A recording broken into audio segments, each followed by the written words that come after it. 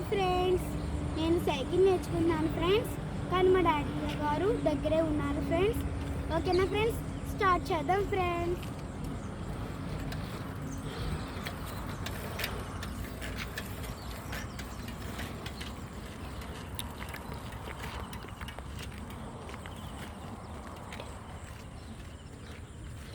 అదిగోండి ఫ్రెండ్స్, మా అక్క సైకిల్ తొక్కేస్తుంది.